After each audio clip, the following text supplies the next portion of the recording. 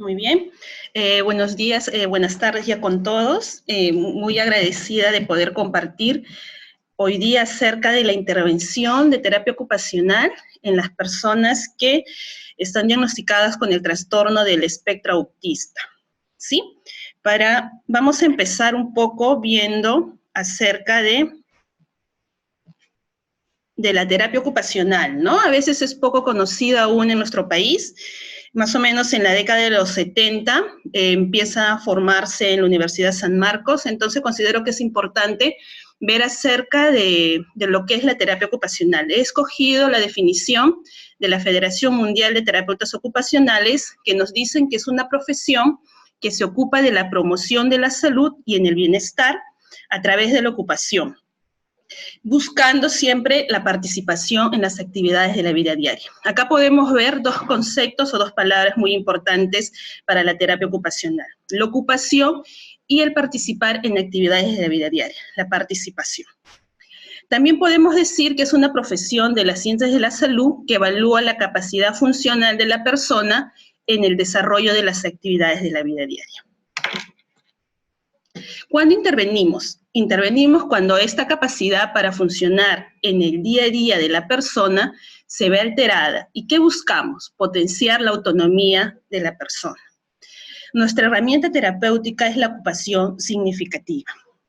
¿Sí? Entonces, si nos ponemos a pensar en una persona que tiene trastorno del espectro autista, vemos que pues va a verse afectada su participación diaria, ¿cierto?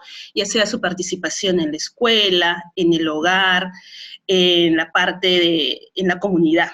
Entonces, por eso es importante la intervención de terapia ocupacional en las personas con trastorno del espectro autista.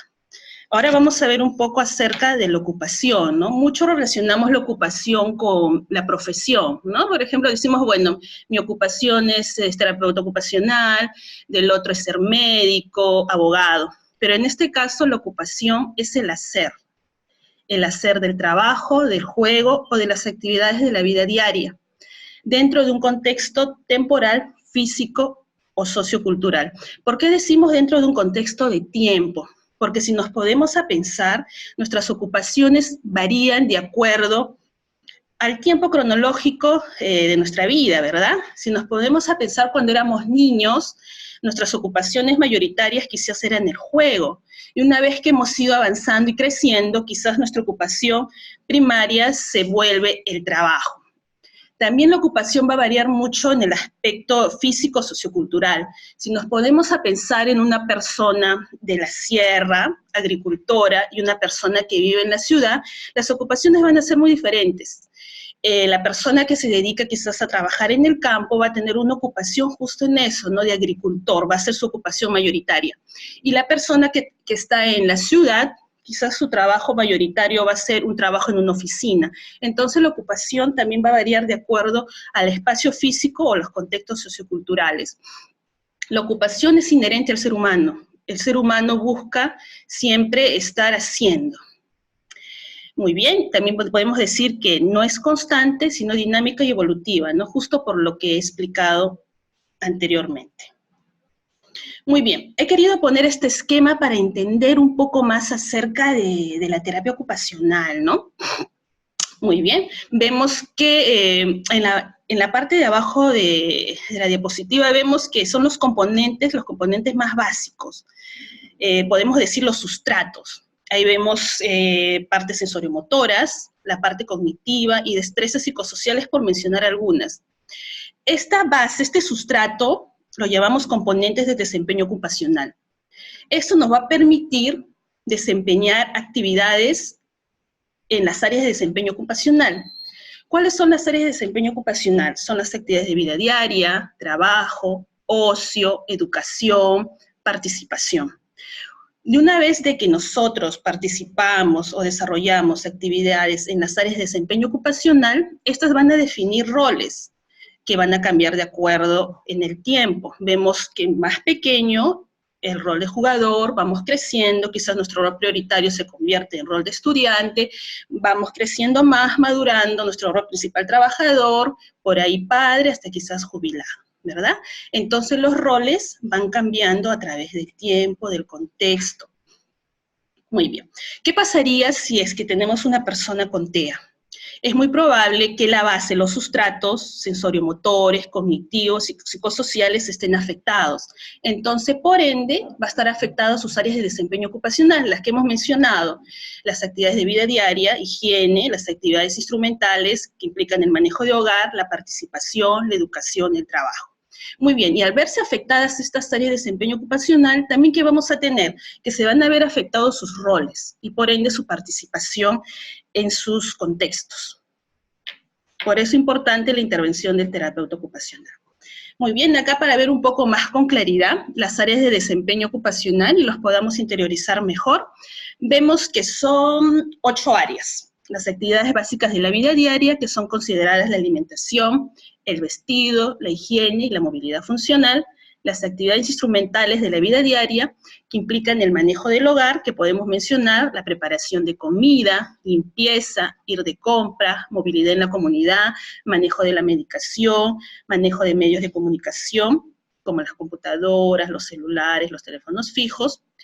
También en las áreas de desempeño ocupacional incluye el descanso y el sueño, así también la educación, el trabajo, la participación social tan importante, ¿cierto? En la comunidad, en la familia, las relaciones con los amigos, con los compañeros. También el ocio y el tiempo libre, que es aquellas actividades que no son trabajo ni son actividades necesarias o de la vida diaria, ¿no? Que básicamente se canaliza hacia el disfrute. Y también otra área de desempeño ocupacional, el juego. Si seguimos pensando en las personas con TEA, vamos a ver que muchas de ellas tienen dificultades en la parte educativa, en el desempeño, en su alimentación independiente, en su vestido, en su higiene, en el control de esfínteres. Quizás si pensamos en un joven con TEA, van a tener dificultades para la preparación de sus alimentos, para poder desempeñar alguna actividad de limpieza en el hogar, para organizarse, así también en la parte de trabajo y más aún en la participación, ¿verdad? En el contacto social. Muy bien, eso es lo que yo les expliqué, un poco para consolidar. Entonces vemos que hay componentes de desempeño ocupacional que son sensorial, motor, memoria, destrezas interpersonales, que son los sustratos, que si hay dificultades en estas áreas, va a haber dificultades en las áreas de desempeño ocupacional que tenemos en el vestido, en higiene, en la comunidad, en el descanso, y van a afectar sus roles. Rol de estudiante, de trabajador, de compañero, y por ende va a afectar su participación. Muy bien, también he considerado importante hablar un poco acerca de las clasificaciones acerca de los trastornos del espectro autista. Acá voy a mencionar 2, el CIE-10 y el DSM-5. En el CIE-10 nos hablan de trastornos generalizados del desarrollo, los cuales, ciertas características, ¿cierto? Tenemos dificultades en interacción social, en las formas de comunicación, y presentan un repertorio repetitivo, estereotipado y restrictivo de intereses y actividades. Dentro de estos trastornos generalizados del desarrollo, también se menciona al autismo infantil, autismo atípico, síndrome de Rett, síndrome de Asperger y otros más. La diferencia del síndrome de Asperger es que van a tener dificultades en la interacción social y en el repertorio repetitivo, estereotipado y restrictivo de intereses y actividades, más su comunicación, digamos que va a ser mejor en un niño que tiene autismo infantil, ¿cierto? Y también su nivel de cognición o de inteligencia muchas veces es muy buena, muy superior o dentro de lo esperado. También una persona con síndrome de Asperger es muy probable que tenga dificultades motoras, en sus destrezas motoras, en el mover su cuerpo, en el mover sus manos. Muy bien, el DSM-5 nos menciona, ya no, digamos, se engloba todo, ¿no? Nos habla solo del trastorno del espectro autista y nos habla también de los niveles de gravedad. El nivel de gravedad va a depender mucho de la necesidad de ayuda que tenga que necesita la persona con TEA, y también nos habla de la comunicación social y el comportamiento repetitivo para determinar los niveles de gravedad de una persona con TEA. Muy bien. La primera característica que nos habla el DSM-5, tenemos un déficit en la interacción social y en la comunicación. Hay un déficit en la reciprocidad social y emocional. ¿Qué es esto? Vamos a tener dificultades en la conversación formal, para iniciar y mantener interacciones sociales. Ese es uno. Después vamos a tener déficits de conductas comunicativas no verbales usadas en la interacción social. Entonces estamos hablando de, digamos, esa coherencia entre el lenguaje verbal y no verbal. También estamos hablando de la utilización de gestos, la expresión facial. ¿Cierto? Van a tener dificultades en estos aspectos. Después también tenemos déficits para desarrollar, mantener y comprender relaciones. Acá, ¿a qué nos estamos refiriendo? Por ejemplo, a dificultades para compartir juegos imaginarios y también para ser amigos y mantener intereses. La segunda característica a mencionar, tenemos patrones de conductas repetitivas e intereses restringidos, que podemos decir que son movimientos motores simples, uso de objetos o hablas estereotipados o repetitivos. Sí, acá que podemos mencionar las ecolalias, alineación de juguetes. Dentro también podemos mencionar la insistencia en la monotonía o adherencia inflexible rutina, ¿no? Acá podemos señalar que las personas con trastorno espectro autista muy probablemente tengan poca flexibilidad, les sea muy difícil los cambios en sus rutinas, muestran bastante resistencia. Intereses muy restringidos, obsesivos, que son anormales por su intensidad o su foco de interés. Aquí vamos a mencionar que pueden tener fijaciones por cosas muy inusuales, ¿no? Como por ejemplo por fijarse en pitas a las cuales van a batir frente a sus ojos, o fijarse en papeles que también los miran y los mueven dentro de su campo visual, ¿verdad? Entonces tienen intereses poco comunes. Muy bien, acá en el DSM-5 también se menciona acerca de la hiper o hiporreactividad sensorial. Se puede ver aquí, se puede ver una aparente indiferencia al dolor o la temperatura, respuestas adversas a sonidos y texturas específicas. También podemos observar que pueden oler o tocar excesivamente objetos, o una fascinación visual con luces o movimientos. Muy bien. Estas características tienen que estar presentes en las primeras fases del periodo de desarrollo. ¿Y qué repercusiones traen en la persona, ¿no? Un deterioro significativo en lo social, laboral u otras áreas del funcionamiento habitual. Me ha parecido importante también explicar el porqué a veces el comportamiento estereotipados o repetitivos de las personas con trastorno del espectro autista. Básicamente a veces lo utilizan como estrategias de autorregulación. Cuando se está sobreestimulado o sobrecargado de los inputs sensoriales del entorno, entonces muchas veces que las personas con TEA buscan este tipo de movimientos, como el mecerse, quizás el girar, una manera de poder bloquear toda la cantidad de información sensorial que está llegando de su entorno. También lo pueden usar como una estimulación sensorial por placer. Como les trae satisfacción y eso le agrada a su sistema nervioso central, entonces empiezan a hacer este tipo de comportamientos por la satisfacción y la calma que le producen. También tienen intereses enfocados y preferidos, ¿no? Esto ha habido un poco de cambio de cómo se ve. En un momento se veía estos intereses enfocados como fijos y obsesivos y restrictivos.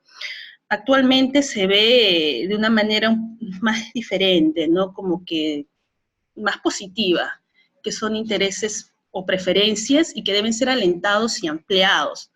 No, yo les comento del caso de una usuaria niña que tengo. Ella actualmente ha desarrollado, no hace ya algún tiempo, el gusto por los dinosaurios, sus fijaciones por los dinosaurios. Entonces, antes de focalizar su atención hacia otro interés, lo que estoy haciendo es a través de esta fijación, este gusto por los dinosaurios, está aprendiendo adquisición de lectoescritura, identificación, asociación de las letras. También asimismo estamos desarrollando con ella no solo que pinte estos dinosaurios, sino que también los pueda recortar, destrezas motoras finas, si los cortamos que los pueda armar, no solo armar en una dimensión, sino armar hasta en 2 dimensiones. Entonces estamos trabajando mucho la parte perceptual, cognitiva, a través de este interés que tiene, ¿no? También que asocie, que empiece a asociar cuáles son iguales, cuáles son diferentes, por tamaño, por características, cosas que más adelante me va a servir para poder ella adquiera pues el manejo de las matemáticas, ¿no? Que lo básico es pues la asociación, la diferenciación entre cosas, ¿no? Entonces estamos utilizando este interés para que ella aprenda. También pues es importante mencionar las fortalezas y habilidades que tienen estas personas, tienen muchas. Tienen fortalezas en tareas visuales y en aprendizaje visual, tienen una memoria excelente para conceptos, hechos, normas y patrones concretos, una intensa concentración y a menudo una habilidad excepcional por actividades e intereses preferidos, tiene un procesamiento de información centrada en los detalles, ¿no? Son muy acuciosos en los detalles, lo que quizás a veces les hace difícil ver la globalidad. Habilidades o intereses musicales y artísticos, ¿cuántos de nosotros no hemos visto a través del Facebook o de YouTube que hay jóvenes, niños con TEA o con Asperger de que tocan muy bien, cantan muy lindo, son oradores, pintan excelente? También una fuerte habilidad para decodificar. Después habilidades singulares y creativas para resolver problemas y percepción sensoriales únicas. Muy bien, dentro de los rasgos comunes, estos los rasgos comunes ya lo hemos visto cuando hemos hablado del CIE-10 y el DSM-5, son casi los mismos puntos, entonces los vamos a pasar. Ahora, los rasgos asociados tienen que ver con la cognición y el procesamiento de la información. Muchos de ellos van a ir de un nivel superior de inteligencia a una discapacidad intelectual. Algunos también van a tener un nivel de procesamiento de la información diferente, algunos más rápido, otros más lento. Y también a veces su capacidad de memoria, ¿no? Una memoria muy buena. También tenemos a nivel de la parte de la motricidad, pues a veces dificultades en la motricidad gruesa, implica el movimiento del cuerpo, fina, el uso de las manos, equilibrio, coordinación, tono, control postural, conciencia corporal, que es saber cómo es mi cuerpo, los límites de mi cuerpo y tener esa conciencia interiorizada en nuestro cerebro. Praxias, que es un conjunto ordenado de movimientos para realizar un objetivo. Muchos de ellos a veces tienen dificultades en las praxias.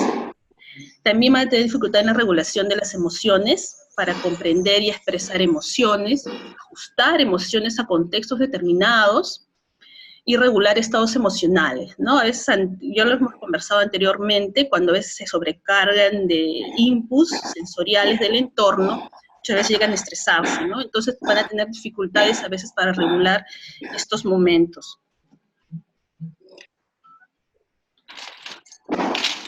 Muy bien, la intervención de TEO, de terapia ocupacional en trastorno del espectro autista.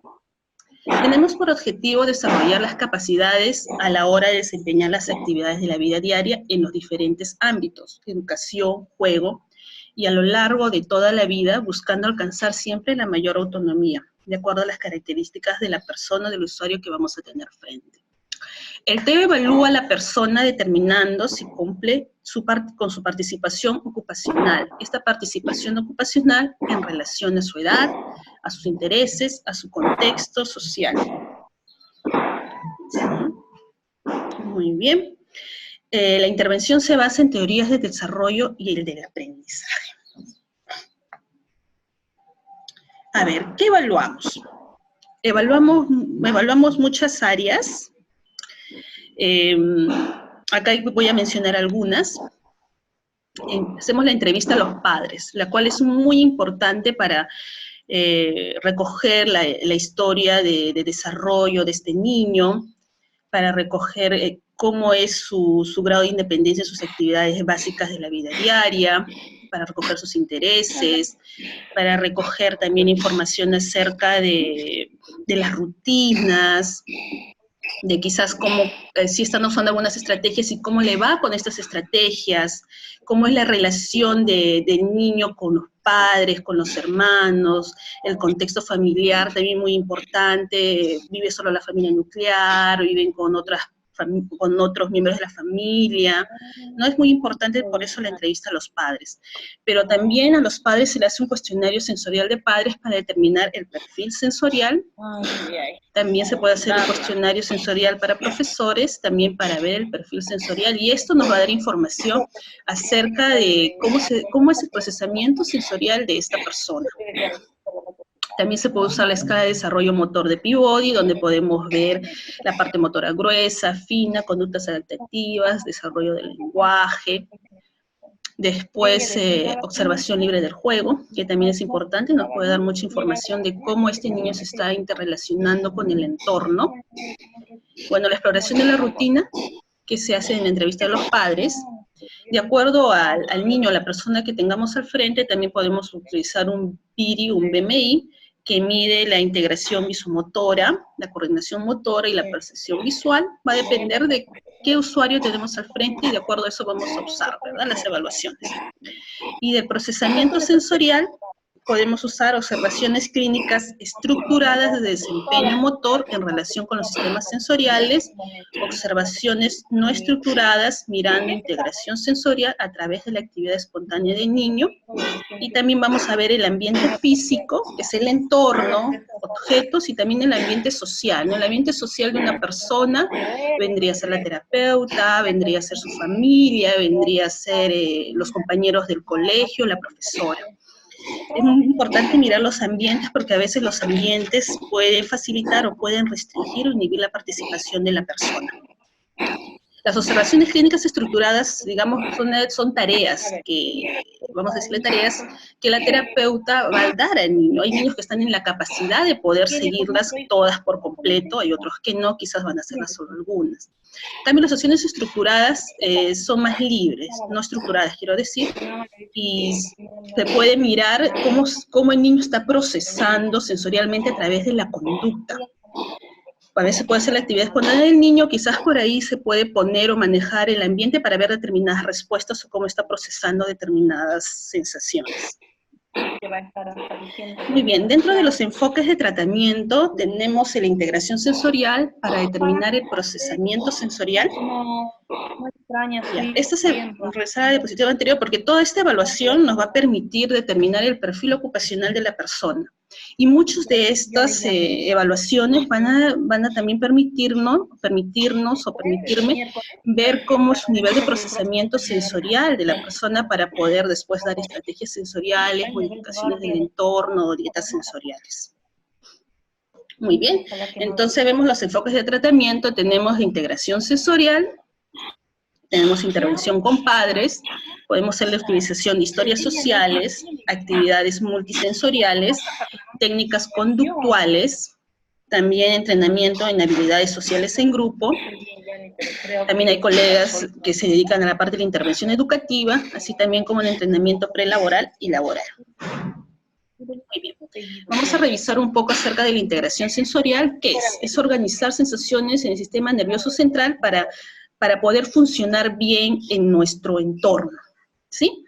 Entonces, acá nos dice, está encargado de organizar, localizar y clasificar y ordenar todas las sensaciones. Cuando todo esto funciona de forma adecuada, el cerebro forma percepciones, comportamientos y aprendizajes, ¿no? Nos ponemos a pensar en una persona con TEA, ¿qué pasa si esto no se está dando bien? Entonces no va a poder desarrollar aprendizajes muy adecuados, ¿no? Y va a tener va a tener dificultades. ¿Cuáles son los sistemas sensoriales? Los sistemas sensoriales, quizás los más conocidos son la parte visual, olfativa, gustativa, auditiva, pero tenemos tres muy importantes también, que es la parte táctil, que es la información que nos llega a través de los receptores que está en nuestra piel, El sistema propioceptivo, que nos llega a través de los sectores que están en los músculos, en las articulaciones, y que nos dan información acerca de nuestro cuerpo, cómo está nuestro cuerpo en el espacio, que lo utilizamos mucho para los movimientos. Y el sistema vestibular, que nos da información de movimiento. Los receptores del sistema vestibular están a nivel del oído interno, ¿no? Entonces, esto tiene que ver mucho con la posición de la cabeza en el espacio. Todo esto nos da información de cómo nosotros estamos en el entorno, ¿cierto? Cómo, nos da información de cómo estar. Muy bien, he querido poner esta imagen aquí porque vemos en la parte baja de la pirámide que ahí están los sistemas, los más básicos. Estos son los sustratos que nos ayudan a armar la parte superior de la pirámide, que son los aprendizajes académicos, las conductas, las actividades de la vida diaria, ¿verdad? Entonces, por eso, si hay dificultades a nivel de la base, del procesamiento o de la integración de estos sistemas, vamos a tener dificultades en la parte superior. Muy bien. La teoría de la integración sensorial identifica dos tipos de disfunciones de procesamiento sensorial. Un desorden de modulación, que tiene que ver con el nivel de alerta. Si hablamos de nivel de alerta, estamos hablando de un nivel óptimo, digamos, para poder aprender y responder en un ambiente. No, si vemos algunas veces algunas personas, niños, algunos quizás pueden estar como aletargados y decimos, oh, su nivel de alerta está bajo. O quizás están muy exultados, se mueven, no se pueden organizar para sentarse en la carpeta, entonces estaríamos hablando de un nivel de alerta un poco alto. Tenemos desorden de discriminación sensorial. Esto afecta el control motor y produce problemas en el desempeño ocupacional de la persona, del niño, en los diferentes entornos donde éste se va a desempeñar. Muy bien, los desórdenes de modulación sensorial, como hablamos, tiene que ver con el nivel de alerta, y acá podemos mencionar tres tipos, vamos a decirlo. La hiperresponsividad, que tiene que ver con responder muy fuerte ante los inputs, o responder de manera exagerada, lo vamos a decir. Y vemos la defensividad sensorial, muchas veces marcado en las partes de la parte táctil, visual, auditiva, o miedo al movimiento en inseguridad gravitacional. Mayormente tiene una conducta evitativa, ¿no? Si pensamos en algunas personas con TEA, a veces la parte auditiva para ellos es muy sensible, entonces tienden a taparse con sus manos los oídos o a huir del tacto, a veces no se dejan cortar el cabello, las uñas. Muy bien, podemos hablar de la hiporresponsividad, que digamos es una respuesta, o no hay respuesta ante los inputs sensoriales, una respuesta muy baja. Entonces hay una disminución de la respuesta al dolor o la falta de orientación a sonidos novedosos. También se puede dar un patrón mixto en la persona, se puede dar a veces una hiperrespuesta o una hiporrespuesta ante determinados inputs sensoriales. Los desórdenes de discriminación sensorial tenemos que afecta las praxias. Y la praxis es la habilidad para idear, planificar y ejecutar aspectos motores. Ahí en las imágenes podemos ver un niño escalando, ¿no? Niño que tiene dificultades de praxis no va a saber dónde colocar su pie, cómo colocar su brazo, para organizar este movimiento de un objetivo. Digamos que este niño quiere llegar arriba, no sabe cómo organizar su cuerpo para poder hacerlo. Esas dificultades en la praxis, muchas de las personas con TEA muchas veces lo tienen. Muy bien, acá para un efecto de resumen, tenemos que la disfunción sensorial hay dos, se puede dividir en dos, en modulación sensorial, discriminación sensorial. Así ves la modulación sensorial en una hiperrespuesta o una hiporrespuesta, y la discriminación sensorial en dificultades de praxis y control motor. Bueno, vamos a ver, Gunilla Herland es una persona ya más o menos tiene 50 años, con diagnóstico de Asperger, es conferencista y escritora, y ha escrito libros donde ella pues ha plasmado cómo ella vivenciaba su entorno. Vamos a leer un poco de eso. Dice, yo era muy sensible a los sonidos y los ruidos repentinos, me asustaban y a menudo eran la causa de mis rabietas. También tenía problemas táctiles, sobre todo con caricias suaves o con caricias que no esperaba, las cuales podían ser la causa de una rabieta. De hecho me asustaba cualquier acontecimiento inesperado. no pegaba a nadie, pero podría machacar o romper cualquier cosa que se encontrara en mi camino, ¿no? Entonces acá vemos dificultades en la modulación sensorial. Ella lo sentía todo como que muy intenso, una hiperrespuesta. También nos habla de otros problemas que estaban relacionados con el control motor y la percepción corporal, que podríamos llamar discriminación. Yo era torpe y a menudo derramaba cosas o tropezaba y me caía. Esto hizo que yo diera mucha la lata y siempre me estaba diciendo cosas como siéntate bien, come la comida, ponte la camisa, coge el zapato, ¿no? Entonces estamos viendo acá justo los problemas de praxias o de su control motor de una persona con TEA. Muy bien, entonces el abordaje de integración sensorial en personas con TEA es la participación del niño, nunca va a ser algo pasivo, no es algo que el niño recibe, el niño tiene que participar. Y lo que se busca son respuestas proactivas y se le entrega el desafío adecuado en un contexto de juego y de interacción con el terapeuta. Ha habido muchos estudios acerca de los resultados de la integración sensorial en el TEA y se ha visto que hay disminución de conductas repetitivas y el tener intereses no restrictivos. Los niños mostraron progreso en diversas áreas, como en el procesamiento y regulación sensorial, y en el área socioemocional y en tareas motoras funcionales. Significativo avance en el área de interacción social, respuesta social, con muchos menos manerismos. También en la flexibilidad, un acercamiento a actividades nuevas, disminución de conductas disruptivas o conductas agresivas, aumento de conductas funcionales como el lenguaje, mayor independencia en sus actividades de vida diaria, de autocuidado, y mejoras en las habilidades de modulación y en las clases sensoriales. Muy bien, cuando les hablé acerca de la evaluación, determinamos que muchas de esas evaluaciones nos podían dar cómo estaba procesando su información sensorial en la persona. Y eso nos sirve para establecer estrategias sensoriales, que pueden ser unas dietas sensoriales o pueden ser modificaciones y adaptaciones del entorno. Muy bien, vamos a hablar de las estrategias sensoriales. Mayormente son dadas por el terapeuta ocupacional, que ya evaluó y sabe las características sensoriales de la persona, son supervisadas por el terapeuta ocupacional y dirigida por adultos. En este caso puede ser el adulto padre, el adulto cuidador, el adulto docente. Son diseñadas para abordar la hiper o hiposensibilidad sensorial y la regulación del comportamiento. Mayormente van a producir cambios a corto plazo en la autorregulación, la atención y el estado de excitación. Acá vemos algunas estrategias, vemos asientos adaptados, que le han puesto pelota para mejorar su nivel de atención, que le han puesto también como que una bicicleta para pedalear en el asiento, también para que pueda mantenerse más tiempo sentado. También otros que pueden utilizar en las manos para mejorar la parte de atención, la ansiedad, y también se puede mencionar las mantas de peso. Esas son las estrategias sensoriales. Muy bien. ¿Qué es una dieta sensorial? Este es un programa individualizado, dado por el terapeuta ocupacional que ya conoce las características o las necesidades sensoriales de la persona. Es supervisado por el terapeuta ocupacional y va a ser ejecutado por el padre, el cuidador. Muy bien, para mejorar el desempeño en los ambientes en los que interactúas, ¿no? Que puede ser en la casa, en el colegio, en el parque, en el supermercado. La dieta sensorial provee al niño de oportunidades para recibir los inputs o estímulos sensoriales que necesite en su día a día. Esta dieta sensorial va a estar puesta en su rutina diaria, es muy probable que se realice todos los días y más de una vez al día, que busca mejorar su funcionalidad y su participación. Está compuesta por una serie de actividades y modificaciones ambientales para mantener al sistema nervioso organizado. Acá he podido mencionar algunas actividades.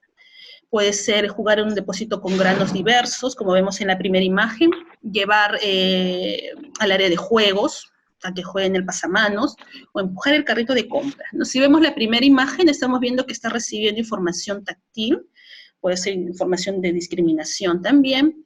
En las otras podemos ver inputs propioceptivos. Muy bien. Estas son unas salas sensoriales.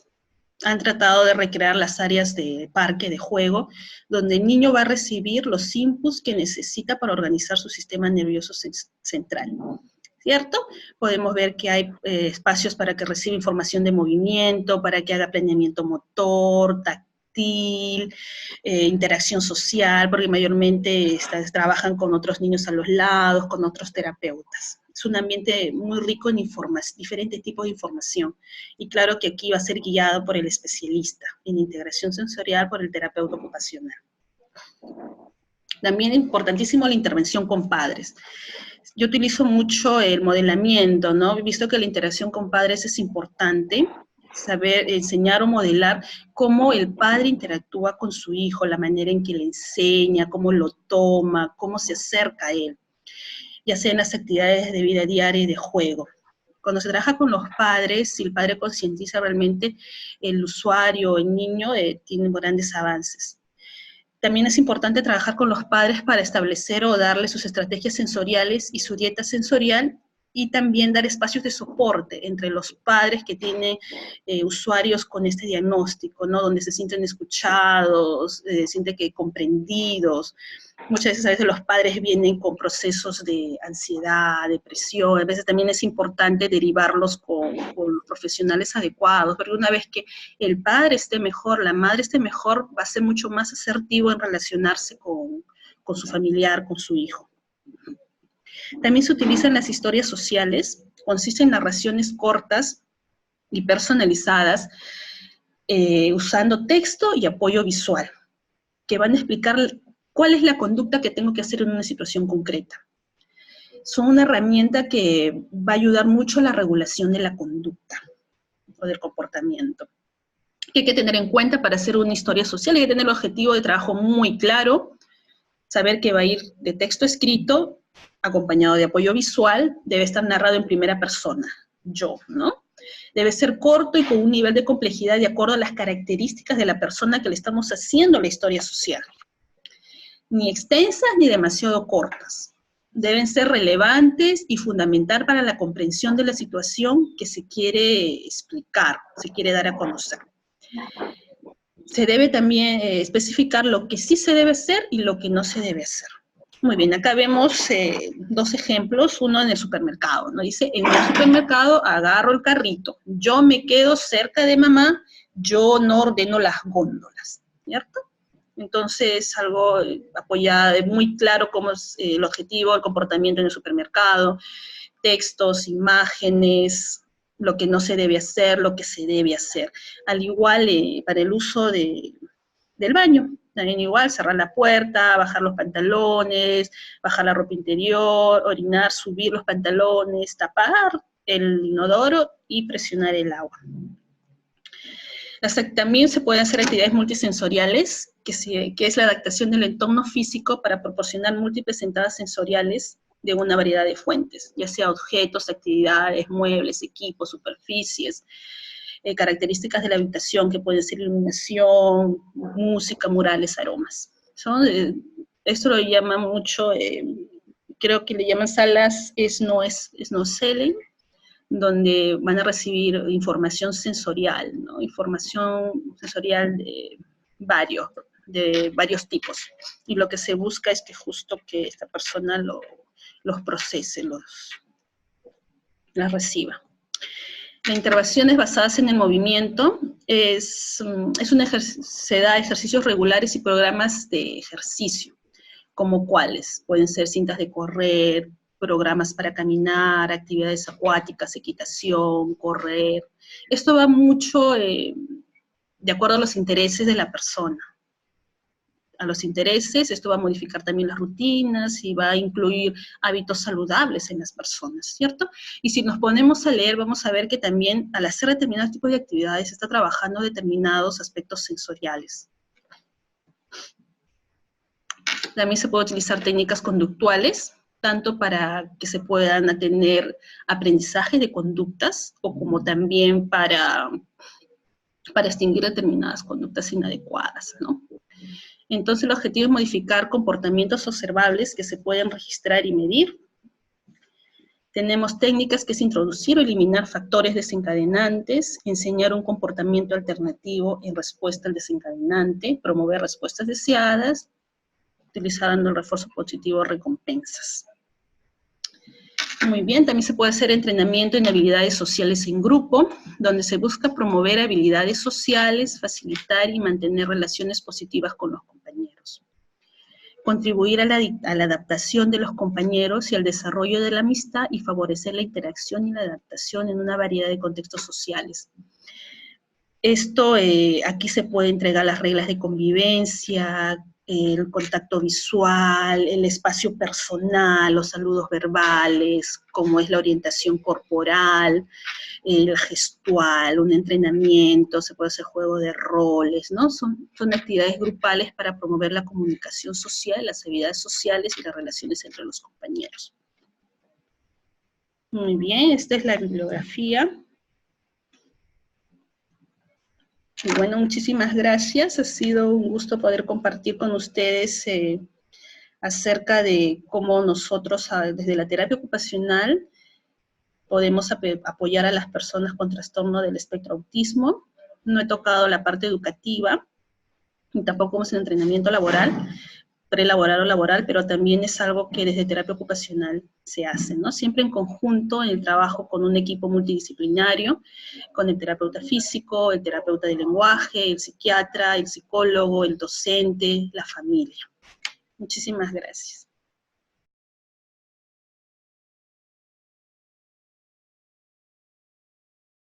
Gobierno del Perú. El Perú primero.